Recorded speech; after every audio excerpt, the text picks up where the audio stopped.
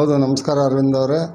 ನನ್ನ ಹೆಸರು HB ರುದ್ರಮುನಿ ಅಂತ. ಮೊದಲನೇದಾಗಿ ನನಗೆ ಜನ್ಮ ಕೊಟ್ಟಂಥ ತಂದೆ ತಾಯಿಗಳಾದ ಶ್ರೀಮತಿ ಸರೋಜಮ್ಮ ಹಾಗೂ ಸಿಮುಲ್ ನಿರ್ದೇಶಕರ ತಂದೆಯವರಾದಂಥ BG ಬಸವರಾಜಪ್ಪನವರಿಗೆ ಮೊದಲನೇದಾಗಿ ಈ ಮೂಲಕ ಹೃತ್ಪೂರ್ವಕವಾದ ಧನ್ಯವಾದಗಳನ್ನು ತಿಳಿಸುತ್ತಿದ್ದೇನೆ. ಮೊದಲನೇದಾಗಿ ತಾವುಗಳು ಮಾರ್ಚ್ 12ನೇ ತಾರೀಕು ಏನು ಗುರುವಾರದಂದು ನೂತನ ಅಧ್ಯಕ್ಷರ ಏನೋ ಆಯ್ಕೆ ಆಯಿತು, ಅದು ಆಯ್ಕೆಯ ಪ್ರಕ್ರಿಯೆ ಯಾವ ಥರ ನಡೆಯುವಂಥದ್ದು ಆಯಿತು ಸರ್, ಅದ್ರ ಬಗ್ಗೆ ತಿಳಿಸ್ಬೋದ ಹೇಗೆ ತಾವುಗಳು ಅಂತೇಳಿ? ಮೊದಲನೇದಾಗಿ ಮಾರ್ಚ್ 12ಕ್ಕೆ ನಮ್ಮ ಅಪ್ಪರು ರಾಜೀನಾಮೆ ಕೊಟ್ಟು ಹೊಸದಾಗಿ ಅಧ್ಯಕ್ಷರನ್ನ ಆಯ್ಕೆ ಮಾಡೋಕ್ಕೆ ಸಭೆಯನ್ನು ಕರೆದಿದ್ದರು ಎಲ್ಲ ಸೊಸೈಟಿಯಿಂದ. ನಾವು ಕ್ಯಾಶುಯಲಾಗಿ ಹೋದ್ವಿ. ನಾವು ಒಬ್ಬರು ನಿರ್ದೇಶಕರಾಗಿ ನಾವು ಆಗ್ತೇವೆ ಅಂತ ಏನೋ ಒಂದು ಆಸೆಯಿಂದ ಹೋಗಿದ್ದಿಲ್ಲ. ಯಾರು ಮಾಡ್ತಾರೆ, ಬೇರೆ ನಮ್ಮ ಚಿಕ್ಕಪ್ಪರಾದ BG ಶಿವಕುಮಾರದ್ರ ಅವ್ರನ್ನ ಮಾಡಿದ್ರು ಆತಂತ ಹೋದ್ವಿ.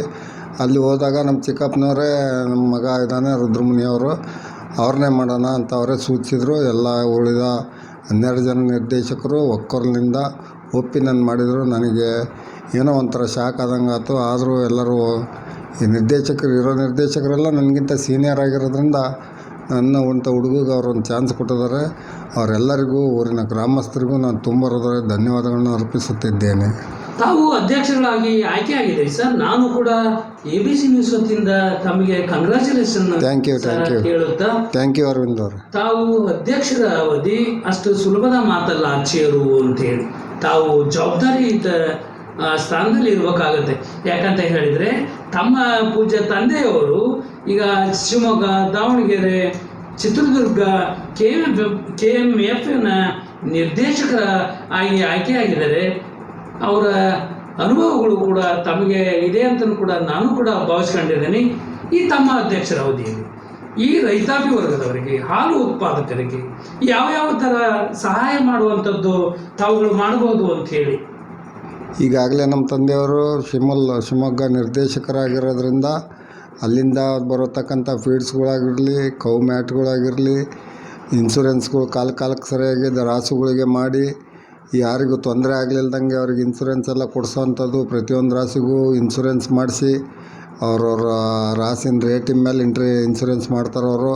ಅಲ್ಲಿಂದ ಬರೋದು ಎಲ್ಲದನ್ನೂ ಕರೆಕ್ಟಾಗಿ ನಾನು ತಂದು ಜನಗಳಿಗೆ ತಲುಪಿಸ್ಬೇಕು ಅಂತ ಒಂದು ಆಸೆ ಇಟ್ಕೊಂಡಿದ್ದೇನೆ.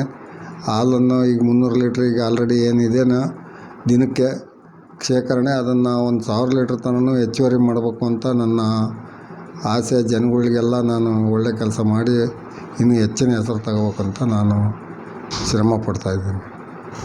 ಸರ್, ಕೊನೆಯದಾಗಿ ಏನೇನು ಹೇಳಿಕೆ ಹಾಲು ಉತ್ಪಾದಕರಿಗೆ ತಿಳಿಸಲಿಕ್ಕೆ ಬಯಸಿರಿ ಸರ್ ತಾವುಗಳು? ಸರ್, ಕೊನೆಯದಾಗಿ ನಾನು ಏನು ಹೇಳೋದು ಇಷ್ಟಪಡ್ತೇನೆ ಅಂದರೆ, ನಾನು ಹೊಸ್ದಾಗೆ ಈ ಸಂಘದಲ್ಲಿ ಹೊಸ ಬಿಲ್ಡಿಂಗ್ ಕಟ್ಟೋದು ಏನೋ ಅವಶ್ಯಕತೆ ಇಲ್ಲ. ಈಗ ಆಲ್ರೆಡಿ ಇದ್ದಂಥ ನಿರ್ದೇಶಕರು ನಮ್ಮ ತಂದೆಯವರು ಅಧ್ಯಕ್ಷರ ಅವಧಿಯಲ್ಲಿ ಬಿಲ್ಡಿಂಗ್ ಕಟ್ಟಿದ್ದಾರೆ. ಸಂಘ 16 ಲಕ್ಷ ರೂಪಾಯಿ ಲಾಭದಲ್ಲಿದೆ.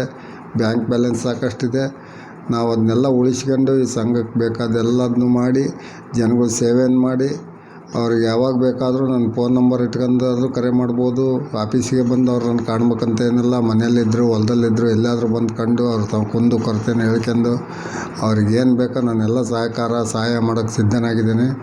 ಇಷ್ಟು ಹೇಳಿ ನಾನು ಅರವಿಂದ್ ಅವರೇ ನಿಮಗೂ ಕಂಗ್ರ್ಯಾಚುಲೇಷನ್ಸ್ ಹೇಳಿ 2 ಮಾತನ್ನು ಮುಗಿಸ್ತೀನಿ. ನಮಸ್ಕಾರ.